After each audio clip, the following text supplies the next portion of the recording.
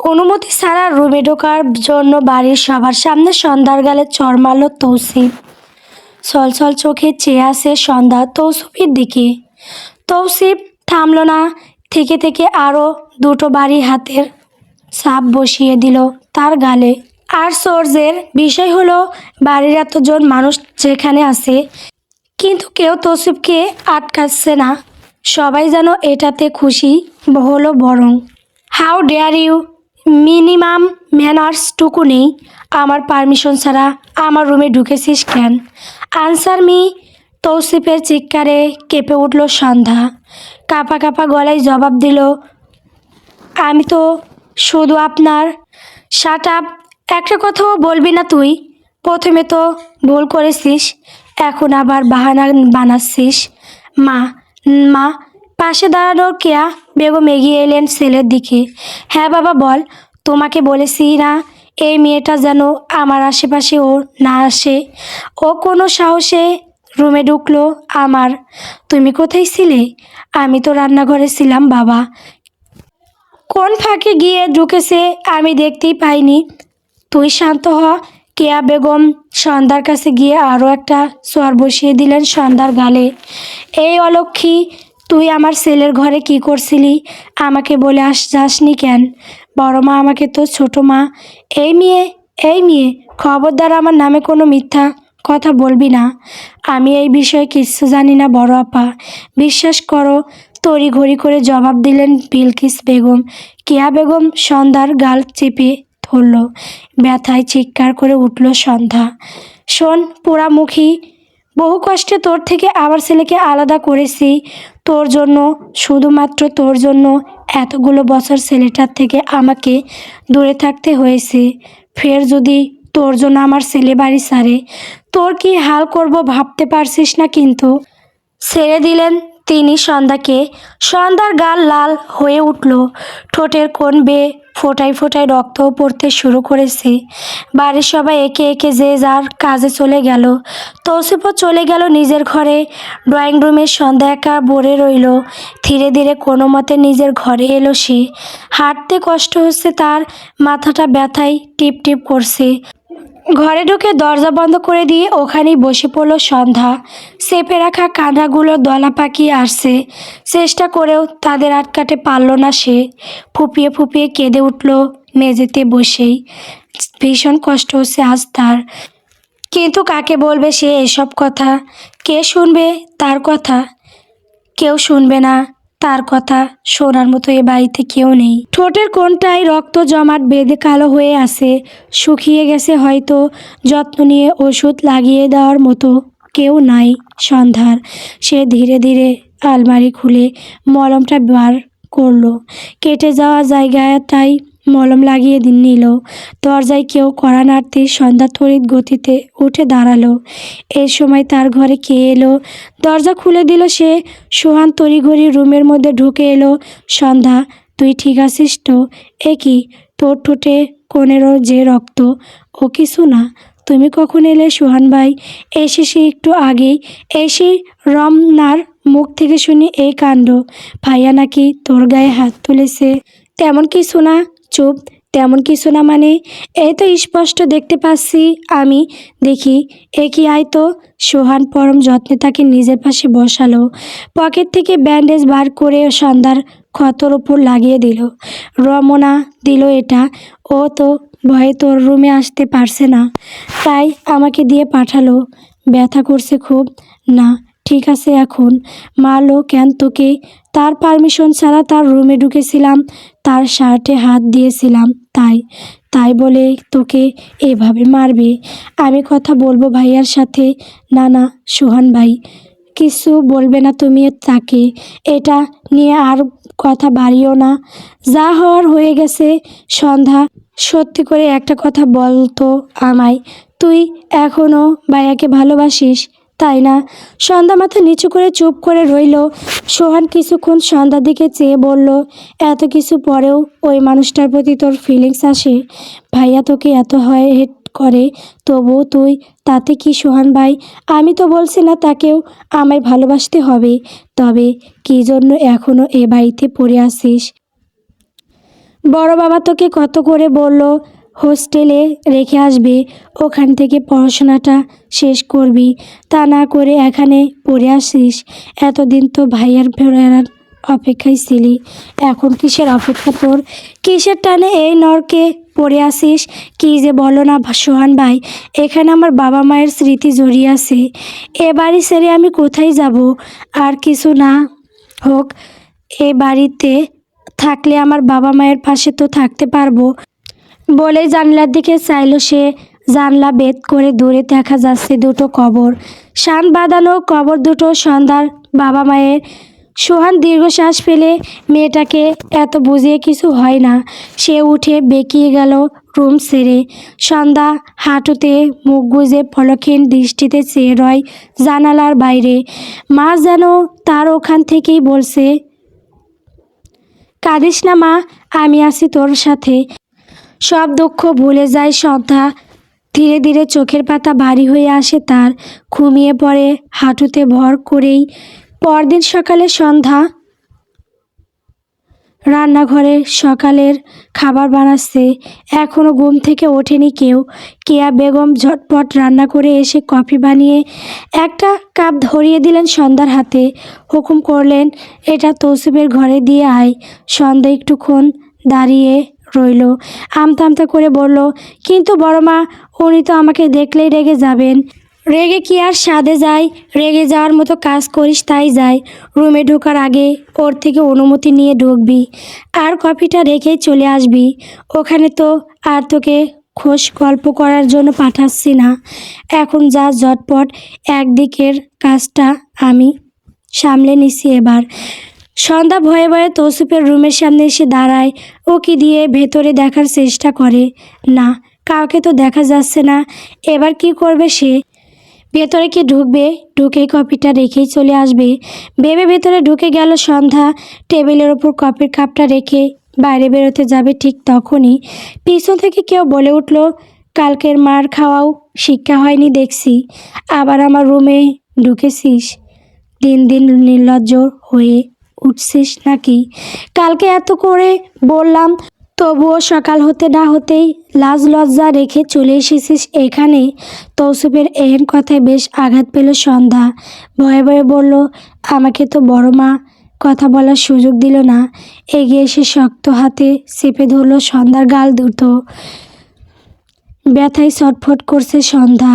দাঁতে দাঁত চেপে বলে উঠল, তৌসিফ, নিজের ভুলগুলো অন্যের ঘাড়ে চাপিয়ে দেওয়ার স্বভাবটা তোর এখনও গেল না দেখছি। 10 বছর আগে আমার সাথে যেটা করেছিলি ভুলে গেছিস সব? ছেড়ে দিতেই ভাপাতে লাগলো সন্ধ্যা। কাটা জায়গাটায় আবারও চিনচিন করছে। আমি মিথ্যা বলছি না, বড় মাই আমাকে পাঠিয়েছে কফিটা দিয়ে। কৈফিয়ত দেওয়ার সুরে বলল সন্ধ্যা। তৌসিফ কোনো জবাব না দিয়ে কফিটা তুলে নিল। একটু চুমুক দিয়েই সেটা ফেলে দিল সন্ধ্যার গায়ের ওপর। গরম কফি গিয়ে পড়ল সন্ধ্যার গলার ওপর। পড়তে না পড়তেই সেখানটায় লাল হয়ে ফসকা পড়ল। যন্ত্রণায় চিৎকার দিয়ে উঠল সন্ধ্যা। তৌসিফ সেসব খেয়াল না করে সন্ধ্যাকে বলল, ঠান্ডা হয়ে গেছে, আবার বানিয়ে নিয়ে আয়। সন্ধ্যা কাঁদছে। কাঁদতে কাঁদতে অনুনয়ের সুরে বলল, এমন কেন করছেন তৌসিফ ভাই? কি করেছি আমি? কিসের শাস্তি দিচ্ছেন আমায়? তৌসিফ মুচকি হেসে বলল, বুঝতে পারছিস না তুই কিসের শাস্তি দিচ্ছি? তোর করা অন্যায়ের শাস্তি তোকে দিচ্ছি, যেটা তুই 6 বছর আগে করেছিলি, যার জন্য আমায় এতগুলো বছর এ বাড়ি ছেড়ে এই দেশ ছেড়ে দূরে থাকতে হয়েছিল। কতটা ভালোবাসতাম তোকে আমি। এখন মনে পড়লে তো ঘৃণা হয় আমার। নিজের উপর থুতু ফেলতে ইচ্ছা করে যে তোর মতো একটা মানুষকে আমি ভালোবাসতাম। ভুলে গেলি নাকি সব কিছু এত তাড়াতাড়ি? বলেই মুখ ফিরিয়ে নিল তৌসিফ। সন্ধ্যা চোখের পানি মুছে ট্রেটা নিয়ে বেরিয়ে গেল রুম ছেড়ে। ভুলিনি সে কিছুই, মনে আছে তার। ওই একটা ভুলের জন্য তো আজও পস্তাচ্ছে সন্ধ্যা।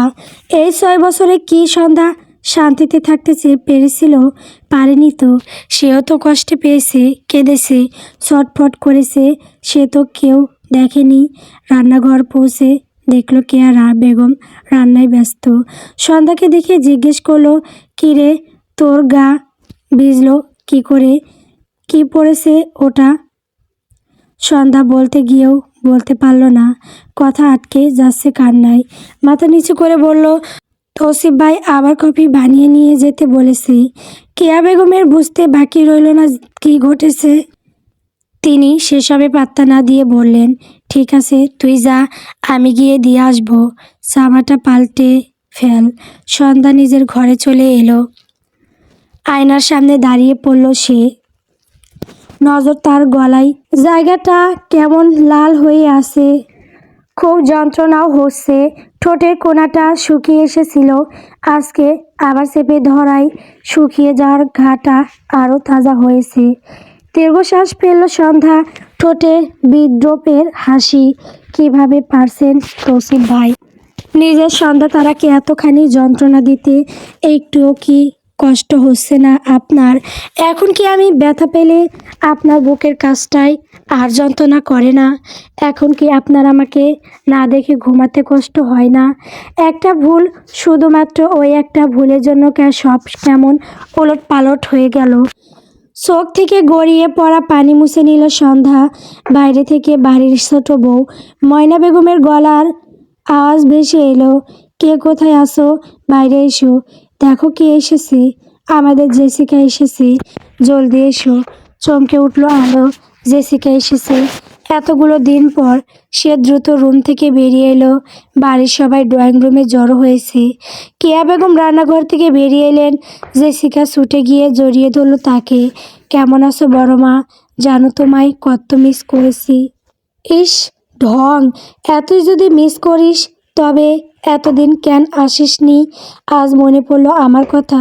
না না, তোমার কথা তো আমার সব সময় মনে পড়ে, আসতে পারিনি তার কারণ আছে। পড়াশোনায় এত ব্যস্ত হয়ে পড়লাম আর সময়ই পাইনি। থাক হয়েছে, এবার গিয়ে রেস্ট নিয়ে যা। অনেকটা পথ জার্নি করে এসেছিস। হ্যাঁ যাচ্ছি। জেসিকা ঘুরতেই তার নজর পড়ল একপাশে দাঁড়িয়ে থাকা আলোর দিকে। সন্ধ্যা, কেমন আছিস তুই? জেসিকার কথাই সবাই তাকালো সন্ধ্যার দিকে। জেসিকা গেল সন্ধ্যার কাছে। কেমন আছিস? কতদিন পর দেখছি তোকে। সন্ধ্যা মুচকি হেসে জবাব দিল, এই তো ভালো। তুমি কেমন আছো আপু? ভালো। এ কি, তোর জামা ভিজে কেন? ও কিছু না, ওয়াশরুমে ছিলাম, মুখ ধুতে গিয়ে পানি পড়েছে। ও, আর ওখানে দাঁড়িয়ে সময় নষ্ট করিস না, যা রুমে গিয়ে ফ্রেশ হয়ে নে। কেয়া বেগম, যাচ্ছি বড় মা। তৌসিফ ভাই কোথায়? ও তো ওর রুমে আছে, যা গিয়ে কথা বলে আয়। হাসি মুখে চলে গেল জেসিকা। ময়না বেগম বলে উঠলেন, দেখলে বড় আপা, আমাদের জেসিকা কত বড় হয়ে গেছে, কত ফর্সা হয়েছে বাবা। হ্যাঁ, সেই যে চলে গেল মামা বাড়ি, আর তো এই ফিরল। তাই এখন থেকে কি ও আমাদের সাথে থাকবে? তাই তো শুনলাম, তোর ভাইজান কালকে বলেছিল। তাহলে তো বেশ ভালোই হবে, আমাদের সংসারটা আবার আগের মতো হয়ে উঠবে। ঠিক বলেছিস। দুজনে যে যার কাজে চলে গেল। সন্ধ্যাও নিজের রুমে চলে এলো। দাঁড়িয়ে থাকতে কষ্ট হচ্ছে তার। বেডের উপর বসে পড়ল। রোমানা বাইরে থেকে উকি দিল তার রুমে। আসবো আপু? সন্ধ্যা চেয়ে দেখল রোমানা দাঁড়িয়ে আছে দরজার ওপাশে। সে হাসি মুখে বলল, হ্যাঁ আয়। কি ব্যাপার এই সময় আমার রুমে? তোমার সাথে কথা বলতে এলাম। এখন মা কাজে ব্যস্ত, তাই তোমার কাছে এসেছি। নইলে আবার দেখে ফেললে তো তোমার কাছে আসতে দেবে না। তা না হয় বুঝলাম, কিন্তু আমার কাছে এলি কেন? জেসিকা আপু এসেছে, তার কাছে যেতে পারতি। কতদিন পর এলো, তোর জন্য কত কিছু নিয়ে এসেছে বলতো, কত গল্প করতে পারতি। তুমি চুপ করো তো, লাগবে না আমার কিছু। যাব না আমি ওই মেয়েটার কাছে। ওই মেয়েটা একটুও ভালো না, খালি তোমার সাথে হিংসে করে। কে বলেছে তোকে এসব? আপু তো এখানে ছিলই না, তাহলে হিংসা করলো কিভাবে? ছিল না তো কি হয়েছে, যখন থাকতো তখন তো করতো। সব বলেছে আমাকে সোহান ভাই। কিভাবে ওই মেয়েটা তোমার সব জিনিস কেড়ে নিত, তোমাকে সবার কাছে বোকা খাওয়াতো। সব এসব বলতে নেই, ও তোর বড় না? বড় তো কি হয়েছে? বড় তো ও তোমারও তো আপন বোন। তারপরও তোমার সাথে এমন করতো কেন? চুপ করে গেল সন্ধ্যা। উত্তরটা তো তার কাছেও নেই। তখনই দরজার বাইরে থেকে আওয়াজ এলো, কারণ যেগুলো আমার প্রাপ্য সেগুলো তোর সন্ধ্যা আপু পেয়ে গেছিল, তাই তো নিজের জিনিসগুলো আবার নিজের করে নিয়েছি। জেসিকা বাইরে থেকে ওকে দিল, দেখলো তৌসিফ বেডের উপর ল্যাপটপে কাজ করছে। সে হাসি মুখে বলল, ভেতরে আসবো ভাইয়া? তৌসিফ মাথা তুলল, একবার জেসিকার দিকে চেয়ে আবার কাজে মনোযোগ দিল সে। কোনো দরকার কথা থাকলে আয়। জেসিকা ভেতরে ঢুকতে বলল, কেন? নইলে কি আমি তোমার ঘরে আসতে পারবো না? তৌসিফ গম্ভীর কণ্ঠে বলল, না। একটু ভড়কে গেল জেসিকা, আবার সামনে নিয়ে বলল, এতদিন পর তোমার সাথে দেখা হলো, কথাই জিজ্ঞেস করবে কেমন আছি, কি করছি তা না করে বলছো আমি যেন তোমার রুমে না আসি। এটা কেমন কথা শুনি? তৌসিফ কোনো জবাব দিল না, কাজও থামালো না। জেসিকা তার পাশে গিয়ে বসলো। জেসিকা বসতেই চোখ গরম করে চাইলো তৌসিফ, গায়ে পড়া স্বভাবটা এখনো গেল না তোর? তৌসিফের কথার মানে বুঝলো না জেসিকা, ফ্যাল করে চেয়ে রইল তার মুখে মানে সরে বস। জেসিকা উঠে দাঁড়ালো। তৌসিফের কথাগুলো তার এগোতে লাগলো। সে মুখ ভার করে বলল, এমন করছো কেন ভাইয়া? তৌসিফ তার দিকে চেয়ে রক্ষ স্বরে জবাব দিল, তোরা দুই বোনই এইরকম ঠকবাজ, আমার চোখের সামনে আসিস না, নইলে কখন উল্টাপাল্টা কিছু বলে দেব তার ঠিক নেই। এখন যা এখান থেকে। তৌসিফের কথা শুনে জেসিকার রাগ হলো। তেজ দেখিয়ে বেরিয়ে আসার সময় সন্ধ্যার ঘরের সামনে এসে থমকে গেল। তাদের কথা কানে যেতেই সন্ধ্যার রুমে ঢুকলো সে, কারণ যেগুলো আমার প্রাপ্য সেগুলো তোর সন্ধ্যা আপু পেয়েছিল, তাই তো নিজের জিনিসগুলো আবার নিজের করে নিয়েছে। জেসিকার কথা শুনে সন্ধ্যা আর রমনা চেয়ে পড়ল তার দিকে। জেসিকা সন্ধ্যার ঘরে ঢুকে এদিকে ওদিকে দেখতে দেখতে বলল, বাহ, রুমের কী অবস্থা রয়েছে! শেখবারের রাজকন্যার সবার চোখের মণি, যে একটা জামা দ্বিতীয়বার কখনোই পরেনি, তার আজ কী অবস্থা বলে মুখ টিপে হাসতে লাগলো সে। সন্ধ্যা বুঝলো জেসিকা তাকে খোঁচা দিচ্ছে, তবু সে কোনো প্রতি উত্তর করলো না। রমনা সহ্য না করতে পেরে বলল, এই তুমি একদম আমার আপুকে খোঁচা দিয়ে কথা বলবে না, এমন কেন গো তুমি? আমি সোহান ভাইয়ার কাছে শুনেছি তুমি আগেও এমন বদমাইশ ছিলে, এখনও আছো। আপু তো তোমার আপন বোন হয়, তবু তুমি আপুর সাথে এমন করো কেন? সন্ধ্যা রমনাকে ইশারায় চুপ করতে বলল। জেসিকা তার দিকে কটমট করে চেয়ে বলল, খুব তো কথা শিখেছ দেখছি তো সন্ধ্যা, এটা কি তোর স্যালা নাকি? বেশ, এখনও এ বাড়িতে তোর হয়ে কথা বলার কেউ আছে? আমি তো ভেবেছিলাম যে আকামটা করেছিস, তারপর তোর মুখও কেউ দেখবে না। তুমি খুব ভালো করেই জানো আপু, সেদিনের ঘটনাটাই আমার কোনো দোষ ছিল না, জানো না তুমি? হ্যাঁ তো সেটা আমি জানি, অন্য কেউ তো জানে না বলে হো হো করে হেসে উঠল জেসিকা। হাসতে হাসতে বেরিয়ে গেল রুম থেকে। রমনা সন্ধ্যাকে জিজ্ঞেস করলো, কি হয়েছে আপু, তুমি কি করেছিলে? সন্ধ্যা চোখের পানি মুছে নিল, হাসি মুখে বলল, কিছু না, ছোট্ট একটা ভুল করেছিলাম, যা শাস্তি পাচ্ছি এখনও। তুই যা, নইলে ছোট মা তোকে দেখতে পেলে আবার বকাবকি করবে। যা। সন্ধ্যা এক প্রকার জোর করে বের করে দিল রমনাকে। একটা দীর্ঘশ্বাস ফেলল সন্ধ্যা, আপন মনে বলে উঠল, আমি ভুল করেছিলাম তৌসিফ ভাই, বিশ্বাস করো ভুল করেছিলাম, তবে সেই অন্যায়ের শাস্তি আপনি আমায় দিচ্ছেন সেটা যে আমি করিনি, আমি কখনোই ঠকাইনি আপনাকে, কিন্তু আপনি বিশ্বাস করলেন না আমাকে, যাকে ভালোবাসেন তার উপর বিশ্বাস রাখতে পারলেন না, চলে গেলেন আমায় একা ফেলে। আজ এত বছর পর ফিরেও সেই আগের মতোই অবিশ্বাস, ঘেন্না আপনার চোখে কেন তৌসিফ ভাই? কেন? মানিক শেখ এই বাড়ির বড় কর্তা, কেয়া বেগমের স্বামী, বাড়ির বড় ছেলে, ছোট ছেলে মুরাদ শেখ। মানিক শেখের এক ছেলে তৌসিফ শেখ, মুরাদ শেখের দুই ছেলে, এক মেয়ে সোহান, জারিফ আর রমনা, সন্ধ্যা আর জেসিকা রায়হান, অর্থাৎ শেখ বাড়ির মেজ ছেলে দুই মেয়ে। রায়হান আর তার স্ত্রী 8 বছর আগে গাড়ি অ্যাক্সিডেন্টে মারা গেছে। মানিক শেখের মা বাবা রহমান শেখ আর রাবিয়া বেগম এখনও বেঁচে আছেন। তারা যদিও ছেলেদের সাথে থাকেন না। রাতে খাবার টেবিলে মানিক শেখ টেবিলে বসেই চারদিকে নজর বোলালেন। নিজের স্ত্রীকে ডেকে গম্ভীর কণ্ঠে বললেন, কেয়া, সন্ধ্যা কোথায়? ওকে এখানে দেখছি না তো। কেয়া বেগম আমতা আমতা করে বললেন, তোমরা খেয়ে নাও না, ও আমাদের সাথে খেয়ে নেবে। কেন, টেবিলে জায়গা কম পড়েছে? ডাকো ওকে। আহা, তুমি তো জানোই ও আসলে তৌসিফ উঠে চলে যাবে। শেষমেশ আর খাওয়াই হবে না আমাদের ছেলেটার। তাহলে খাবে না? তুমি ওকে ডেকে নিয়ে এসো, যাও। কেয়া বেগম আর কিছু বলতে পারলেন না। তৌসিফও কোনো কথা বলল না। তবে সন্ধ্যা আসার সাথে সাথে টেবিল ছেড়ে উঠে পড়ল সে। কেয়া বেগম ছুটলেন ছেলেকে সামলাতে। এমন করিস না বাবা, খাবার ছেড়ে উঠতে নেই। তৌসিফ মায়ের দিকে চেয়ে দাঁতে দাঁত চেপে বলল, আমার খিদে মরে গেছে, ছাড়ো আমার হাত। মানিক শেখ ধমকে উঠলেন ছেলেকে। তৌসিফ, কি হচ্ছে এটা? চুপচাপ বসে খাওয়া শেষ করো, খাবার ফেলে উঠবা না।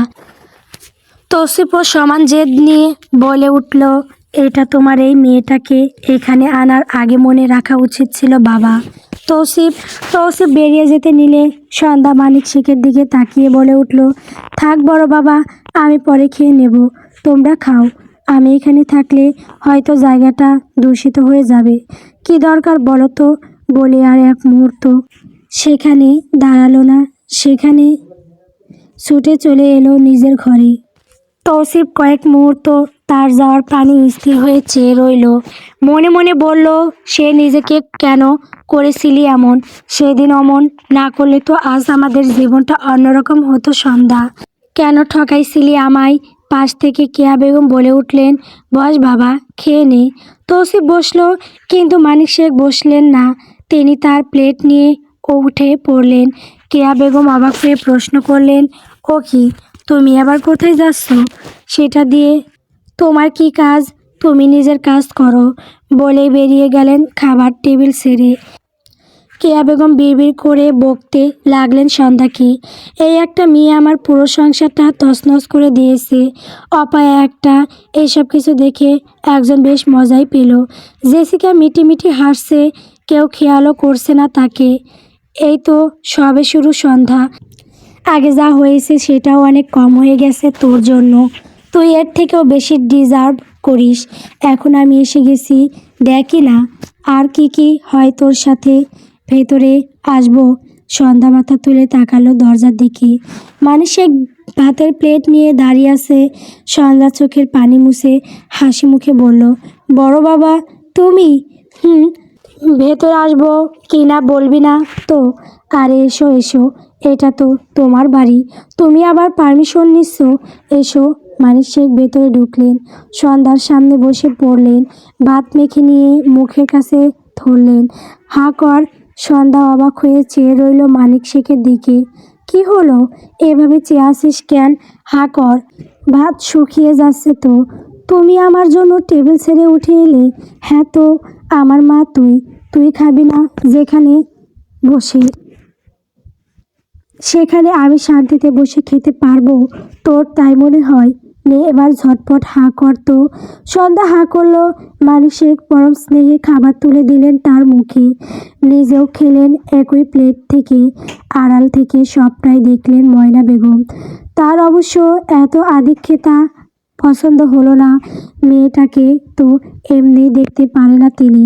সে শুরু থেকে যখন বাড়ির সবাই তার দিক থেকে মুখ ফিরিয়ে নিল, বেশ খুশি হয়েছিলেন তিনি সেই খুশিও বেশি দিন সইল না। মানিক শেখের সন্ধ্যার প্রতি ভালোবাসা বিন্দুমাত্র কমল না। এতেই যেন সন্ধ্যার প্রতি আরও ডেসপারেট হয়ে উঠলেন তিনি। উঠতে বসতে কথা শোনাতে লাগলেন, খোঁটা দিতে লাগলেন। সন্ধ্যা অবশ্য এসব তেমন কানে নেয়নি কখনোই। তার কাছে মানুষগুলোই যখন তাকে ভুল বুঝে দূরে সরিয়ে দিল, তখন এই মানুষটা কি বলবো না বললো তাতে তার কিছুই আসে যায় না। সকাল সকাল সন্ধ্যার ঘুম ভাঙল পানির ছাপটায়। ধমধমিয়ে উঠে বসলো সে বিছানায়। মগ হাতে বিছানার পাশে দাঁড়িয়ে আছে ময়না বেগম, আর তার পেছনে জেসিকা মিটি হাসছে। সন্ধ্যা কিছু বুঝে ওঠার আগেই মগে থাকা বাকি পানিটুকুও ঢেলে দিল তার গায়ে। শীতে কাঁপতে লাগলো সন্ধ্যা। কিরে নবাবের বেটি, এখনো ঘুম থেকে ওঠার সময় হলো না বলে রাজ্যের কাজ পড়ে আছে ওইদিকে, ওইসব কে করবে? জেসিকা ফোন কেটে উঠল। নবাবের বেটি তো ছোট মা, সারা জীবন রাজকন্যা হয়ে থেকে এসেছে, এখন কি আর এসব কাজকর্ম করতে পারে? শেখেনি তো কখনোই। শোন, অত কথা শুনতে চাই না। ছটপট উঠে জামা কাপড় পরে এইদিকে আয়, কাজ আছে বলে বেরিয়ে গেলেন দুজনে। যাওয়ার সময় জেসিকা সন্ধ্যা দিকে ফিরে তাচ্ছিল্যের হাসি দিতে ভুলল না। সন্ধ্যা উঠে জামা কাপড় বদলে নিল। বিছানাটা পানিতে ভিজে গেছে, কালকের আগে শুকোবে না। সে বিছানায় চাদর তুলে বারান্দায় মেলে দিয়ে গেল। ঠিক তখনই তার নজর পড়ল নিচে বাগানে হেঁটে বেড়ানো তৌসিফের দিকে। চুপচাপ তার দিকে চেয়ে দাঁড়িয়ে রইল সন্ধ্যা। তৌসিফ উপরের দিকে তাকাতেই লুকিয়ে পড়ল সে। সন্ধ্যা চায় না তৌসিফ তাকে দেখুক, চায় না তার মুখোমুখি হতে, তবুও যেন তাকে দেখা বন্ধ করতে পারে না সে। তার দিকে থেকে চোখ সরিয়ে রাখতে পারে না। নিজেই নিজেকে দুষল সে। কেন তাকে না দেখিয়ে থাকতে পারিস না সন্ধ্যা? কেন এতখানি ভালোবাসিস তাকে? যে মানুষটা তোকে সহ্যই করতে পারে না, তার প্রতি এত কিসের টান তোর? দীর্ঘশ্বাস ফেলে সে বাইরে থেকে ময়না বেগমের গলার আওয়াজ ভেসে আসছে। সন্ধ্যা বাইরে বেরোতেই এক ব্যাগ জামা কাপড় ধরিয়ে দিলেন ময়না বেগম তার হাতে। নে, এগুলো পরিষ্কার করে ফেল জলদি, এরপর রান্না বান্নাও বাকি আছে, ছটপট ছেড়ে ফেল। সন্ধ্যা মাথা দুলিয়ে চলে যাওয়ার জন্য পা বাড়াতে পেছন থেকে সোহান তাকে ডাক দিল। দাঁড়া সন্ধ্যা, কোথাও যাবি না তুই। মা, বাড়িতে এইসব কাজ করার জন্য লোক রাখা আছে, তাদেরকে দাও। সন্ধ্যা এসব করবে না। সোহানের কথায় কটমট করে উঠলেন ময়না বেগম। অন্য লোকে করবে মানে? অন্য লোকে কেন করবে? ওকে খাইয়ে পরিয়ে মানুষ করেছি কী জন্য তবে? কাকে খাইয়ে পরিয়ে মানুষ করছো? সন্ধ্যাকে? কিভাবে মা? ও তো তোমাদের টাকায় খায় না, বরং তোমরাই ওর টাকায় খাও। ভুলে যেও না, যে টাকার বড়াই তোমরা করছো, যে ব্যবসা বাণিজ্যের জন্য তোমাদের আজ এত দামাগ, সেটা ওর বাবার তৈরি। মেজো বাবা যদি এসব কিছু করে না যেত, তবে পথে পথে ভিক্ষে করে খেতে হতো তোমাদের। চিৎকার করে উঠলেন ময়না বেগম। সোহান, মুখ সামলে কথা বল।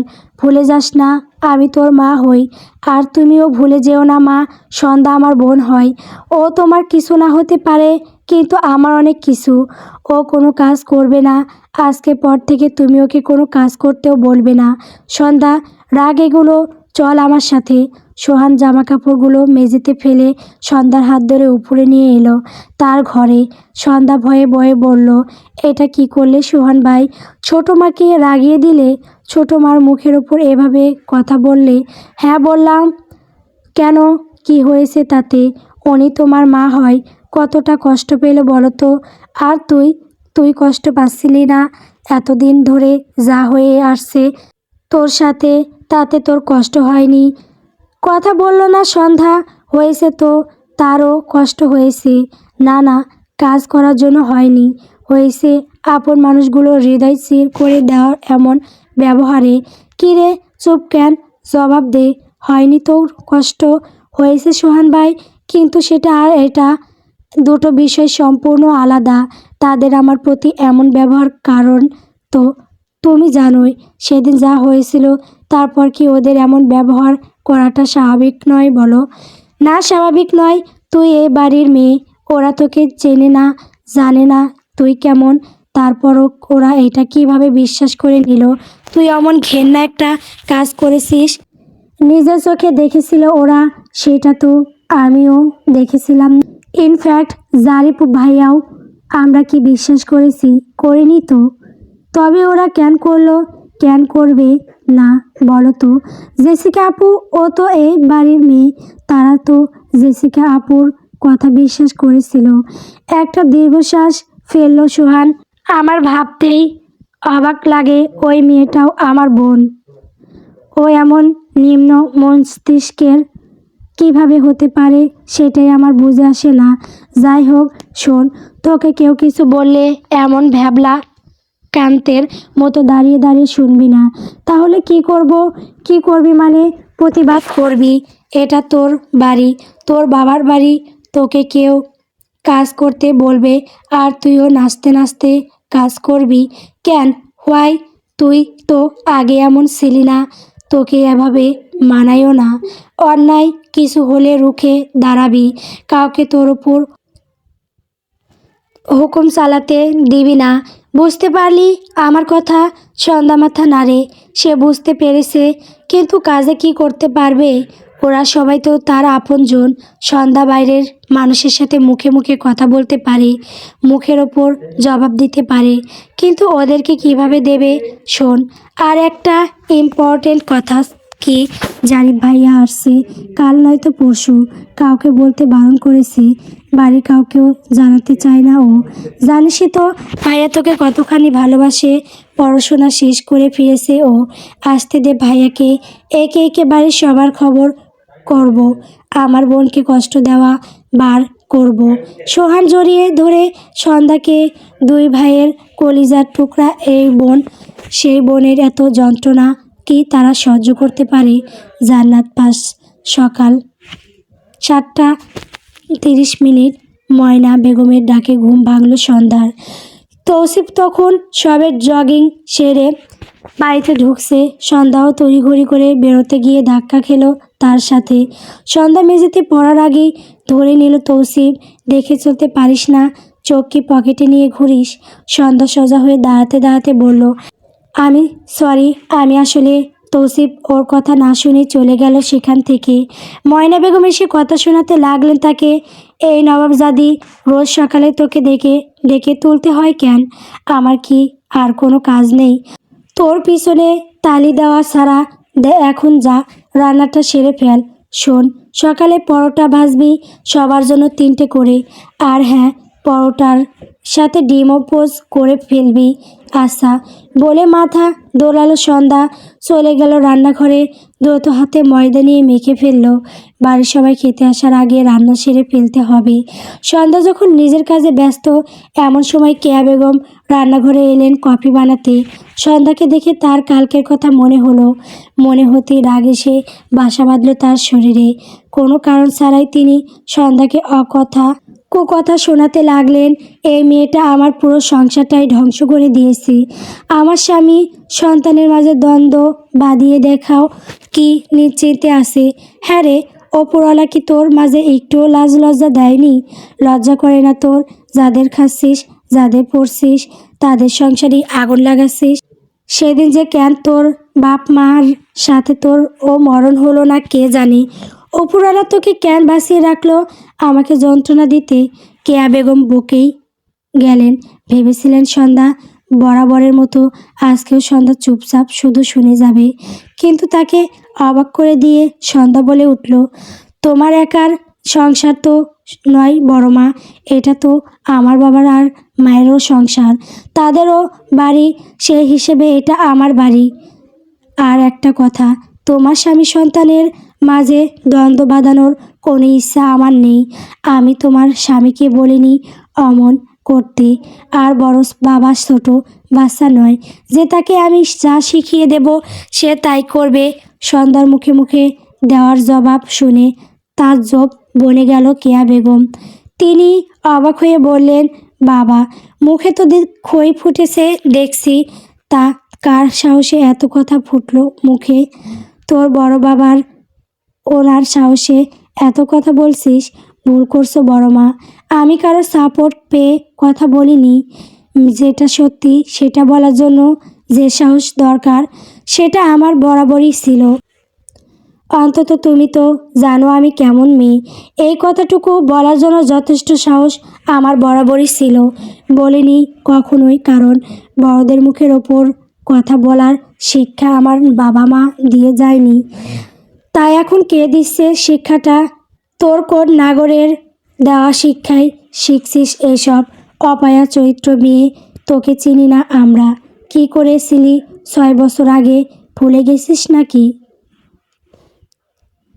তোর মতো চরিত্রহীন একটা মেয়ের জন্য আমার ছেলেটার জীবন নষ্ট হয়ে গেল। আমার সংসারটা তোর পার করে দিয়ে আবার মুখের ওপর কথা বলছিস। অলক্ষী কোথাকার! সন্ধ্যাকে আর কোনো কথা বলতে না দিয়ে সেখান থেকে বেরিয়ে গেলেন কেয়া বেগম। সন্ধ্যা স্থির হয়ে কয়েক মুহূর্ত দাঁড়িয়ে রইল। চিৎকার করে কান্না পাচ্ছে তার। কেন আপু, কেন কেন আমাকে ঠকালে তুমি? তোমাকে বিশ্বাস করে সেদিন তোমার হাত ধরে গিয়েছিলাম তোমার সাথে, আর তুমি তুমি কি করলে এটা? তৌসিফ ভাইকে আমার থেকে দূরে করার জন্য এত নোংরা একটা চাল চাললে? আমি তো তোমার আপন বোন হই। তুমি আমার সাথে এত নিজ একটা কাজ কীভাবে করলে? কথাগুলো গলায় আটকে গেল সন্ধ্যার। কাকে বলবে সে এমন এসব কথা? কে বিশ্বাস করবে তার কথা? কেউ নেই তার, কোথাও কেউ নেই।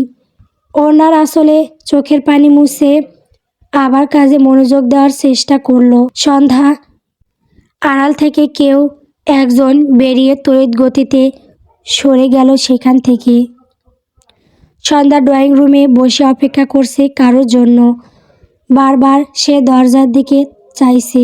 ময়না বেগম সিঁড়ি বেয়ে নামতে গিয়ে খেয়াল করলেন সন্ধ্যার বারবার দরজার দিকে তাকানো। এই মেয়ে, কী রে তুই এখানে বসে কি করছিস? কিছু না ছোটো মা, আমি আসলে আসলে নকলে আবার কি? হাব ভাব দেখে মনে হচ্ছে কারোর জন্য অপেক্ষা করছিস। কে আসবে? সন্ধ্যা চুপ করে রইল। সোহান ভাই তো তাকে বলতে নিষেধ করেছে। এখন কি করবে সে? বলে দেবে ছোটো মাকে যে তার ছেলে আজ দেশে ফিরেছে? না না, তখন আবার সোহান ভাই তাকে বকাবকি করবে। কেউ না তো ছোটো মা, এই সময় আবার কে আসবে? সে না হয় বুঝলাম, কিন্তু তোর কথাগুলো এমন বাজছে কেন? সত্যি করে বল তো সন্ধ্যা, সত্যি কি কেউ আসবে না কি? সত্যি কেউ আসবে না? ও ও তা তোকে তো আবার বিশ্বাস নেই। তোর তো প্রীতির লোকের অবাক নেই। কখন কে আসবে কে যাবে কে জানে। তোর বোনটাকে দেখেও তো কিছু শিখতে পারিস। কি ভালো মেয়ে, একদম সোনার টুকরো। মেয়েটার আদব কায়দা স্বভাব চরিত্র কত ভালো দেখ। তোরা আপন বোন হয়েও তোদের মাঝে কত পার্থক্য। সন্ধ্যা জবাব দিল না। ময়না বেগম আবার ধমকে উঠলেন তাকে। কি হলো, এখন এখানে দাঁড়িয়ে আছিস কেন? যা ঘরে যা। খালি সুকে স্বভাব। সন্ধ্যা আর দাঁড়ালো না ওখানে, নিজের রুমে এসে দরজা আটকে দিল। এখান থেকে বাড়ি মেন গেটটা দেখা যায়। সন্ধ্যা ওদের আগ্রহে পথ চেয়ে আসে। আজ বাড়ির বড় ছেলে বাড়ি ফিরবে, অথচ কেউ কিছু জানেই না। সোহান ভাই গেছে তাকে আনতে। ঘড়ির কাঁটা সন্ধ্যা 7টা। ঘরে গিয়ে ঘং করে বেজে উঠল। ঠিক তার সাথে সাথে দরজার কলিং বেলটাও বেজে উঠল। সন্ধ্যা দেখেছে গাড়ি ঢুকতে, কিন্তু সে ঘর ছেড়ে বেরোলো না। ড্রয়িং রুমে ছোটো মা আছে, তাকে দেখলে আবার হাজারখানেক প্রশ্ন ছুড়ে দেবেন। যখন দেখবেন তার ছেলে এসেছে, তখন সন্ধ্যাকে প্রশ্ন করে বসবেন, তুই কি আগে থেকে জানতি? কিভাবে জানতি? কে বলেছে তোকে? জারিফের মুখটা অন্ধকারে ঠিক দেখা যায়নি। সন্ধ্যা তখনও বেলকনিতেই দাঁড়িয়ে আছে। তার সামনে দিয়ে গাড়ি দরজা খুলে জারিফ আর সোহান নামলো। আর তার কিছু বাদেই দরজায় কলিং বেল বেজে উঠল। ময়না বেগম তখন ড্রয়িং রুমে বসেছিলেন। দরজায় কলিং বেল বাজতেই উঠে দাঁড়ালেন দরজা খুলে দেওয়ার জন্য। এক নাগাড়ে কলিং বেল বাজছে দেখে তিনি বলে উঠলেন, আরে আসছি বাবা, আসছি। কে এত অধৈর্য হয়ে কলিং বেল বাজাচ্ছ? একটু সময় তো দেবে বাবা, আমরা তো রবট নই যে সাথে সাথে কাজ করে দেব। কে এলে এই অসময়ে? দরজা খুলতে সামনে সোহান আর জারিফকে দেখে কথা আটকে গেল ময়না বেগমের। ধীরে ধীরে বলে উঠলেন, জারিফ। জারিফ কোনো জবাব দিল না। ময়না বেগমকে এক পাশে রেখে ঢুকে গেল বাড়ির ভেতরে। ততক্ষণে কেয়া বেগমও ড্রয়িং রুমে এসেছেন কফির মগ নিয়ে। জারিফকে দেখে তার হাত থেকে কফির মগটা পড়ে গিয়ে টুকরো টুকরো হয়ে গেল। ছুটে গেলেন তিনি জারিফের কাছে। জারিফ, বাবা কেমন আছিস তুই? কখন এলি? আমাদের কিছু জানাসনি কেন? ছোট ওভাবেই হা হয়ে দাঁড়িয়ে আছিস কেন? তোর ছেলে এসেছে, দেখতে পাচ্ছিস না? কেয়া বেগমের ডাকে হুঁশ ফিরল ময়না বেগমের। তিনি জারিফের কাছে এসে তার চোখে মুখে হাত বুলিয়ে কাঁদতে কাঁদতে বললেন, কেমন আছিস বাবা? এতদিন পর মায়ের কথা মনে পড়ল। কতদিন হয়ে গেল একটা ফোন অবধি করিস না। আজ এলি, তাও জানাসনি কেন বাবা? ও বুঝেছি, তুই সারপ্রাইজ দিতে চেয়েছিলি তাই না? নিজের মাকে খুশি করতে চেয়েছিলি। আমি খুব খুশি হয়েছি বাবা, খুব খুশি হয়েছি। জড়িয়ে ধরলেন তিনি জারিফকে। কিন্তু জারিফের মাঝে কোনো ভাবান্তর দেখা গেল না। সে কারো প্রশ্নের জবাবও দিল না। সবার গলার আওয়াজে সেখানে তৌসিফও এসে দাঁড়িয়েছে। জারিফ একবার তৌসিফের দিকে চেয়ে গম্ভীর কণ্ঠে বলে উঠল, সন্ধ্যা কোথায়? গল্প তোকে ঘিরে সন্ধ্যা তারা। গল্পটি কেমন হয়েছে কমেন্ট করে বলবেন। আমার চ্যানেলে নতুন নতুন গল্প পেতে অবশ্যই আমার চ্যানেলটিকে সাবস্ক্রাইব করবেন। ধন্যবাদ।